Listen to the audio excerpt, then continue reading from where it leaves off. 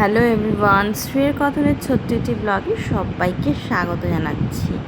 চলে এসেছি গরমকালে কিভাবে আমি আমার নিজের স্কিনটাকে হাইড্রেটিং আর তার সাথে গ্লোয়িং রাখি। তো এখানে আমি স্নান করার পর কিভাবে নিজের স্কিন কেয়ার করি সেটাই আপনাদের সাথে শেয়ার করব। প্রথমেই নিয়ে নিয়েছি বায়োটেকের একটা টি3 টোনার। বায়োটেকের এই টি3 টোনারটা কিন্তু খুবই ভালো, মানে আমার স্কিন ড্রাই, তো আমি এটা ইউজ করে খুব ভালো রেজাল্ট পাই। আর আমি এখন ভালো করে মুখটাকে ক্লিন করে নিচ্ছি। যতই ফেস ওয়াশ দিয়ে মুখ ওয়াশ করি না কেন, গরমকালে কিন্তু একটু টোনার দিয়ে, বিশেষ করে আমরা যারা হাউস ওয়াইফ, যারা আমরা রান্নার কাজ করি এবং টুকটাক বাইরেও বেরোতে হয়, তাদের জন্য কিন্তু এই টোনারটা বেশ উপকারী। তো আমি ভালো করে ঠোঁটের পাশগুলো, নাকের পাশটা, চোখের নিচ যেখানে ময়লাগুলো গিয়ে তেল রান্না করার সময় গিয়ে জমে, তো সেই জায়গাগুলো ভালো করে প্রথমে পরিষ্কার করে নেব। আর এটা কিন্তু মনে রাখতে হবে, গরমকালে টোনার দিয়ে প্লিজ নিজেদের মুখটাকে একটু পরিষ্কার করে। দেখতে পাচ্ছেন কতটা পরিমাণে ময়লা উঠলো। এবার যেহেতু রোদের সময় বাইরে টুকটাক বেরোতে হচ্ছে, রান্নাঘরে যেতেও হচ্ছে, তাই জন্য এবার আমি একটা সানস্ক্রিন অ্যাপ্লাই করে নেব। দেখুন টোনার দিয়ে ক্লিন করার পর আমার মুখটা কেন চকচক করছে না, আরও বেশি যেন চকচক করছে। তো এখানে আমি ব্যবহার করছি ওশিয়ার একটা সানস্ক্রিন লোশন, যেটা কিন্তু খুব ভালো এবং ব্যবহার করার পর স্কিনটা কিন্তু যথেষ্ট চকচক করে। আর এটা SPF 50। তো এটা ভালো করে মুখের মধ্যে বিভিন্ন জায়গায় অ্যাপ্লাই করে নেব, তারপর আলতো হাতে বেশ সুন্দর করে মুখের মধ্যে মিলিয়ে নেব।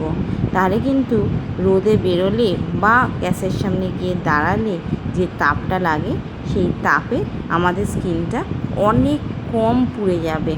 বলবো না একদমই পুড়বে না, কিন্তু অনেকটাই কম পুড়বে। আর গরমকালে সানস্ক্রিন ইউজ করাটা কিন্তু একদম মাস্ট। প্লিজ সবাই একটু হলেও সানস্ক্রিন ইউজ করুন। চলুন, কি সুন্দর অ্যাপ্লাই করার পর মুখটা চকচক করছে না? বেশ মনে হচ্ছে আমি ফাউন্ডেশন অ্যাপ্লাই করেছি, কিন্তু না, শুধু সানস্ক্রিন অ্যাপ্লাই করেছি। এবার মোটামুটি আমার হয়ে গেছে স্কিনে যা যা অ্যাপ্লাই করার ছিল। দেখুন স্কিনটা কীরকম গ্লো করছে বলুন, আমি নিজেই তো নিজে দেখে পাগল হয়ে যাচ্ছি। এবার একটুখানি সিঁদুর পরতে হবে, যেটা বিবাহিত মেয়েদের না পরলে মুখটা পুরো কীরকম একটা ফাঁকা ফাঁকা লাগে।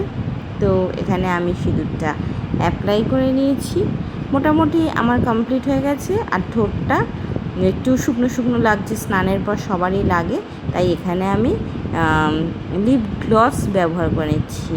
এটা হচ্ছে রাস ব্র্যান্ডের একটা লিপ গ্লস, যেটা লিপস্টিকেরও কাজ করে, আবার ঠোঁটটাকেও কিন্তু বেশ নরম তুলতুলে রাখে, বেশ সুন্দর লাগে ঠোঁটটা।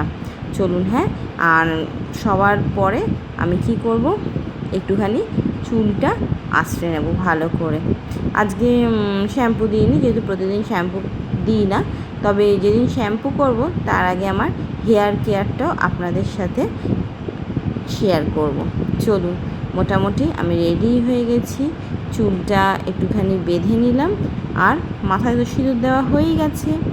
তো এবার আমি একদম রেডি। এই হচ্ছে গিয়ে আমার স্কিন কেয়ার, একদম সিম্পল কিন্তু ভালো লাগে। তাহলে চলুন, হ্যাঁ, ভিডিওটা লাইক করে দেবেন, শেয়ার করে দেবেন।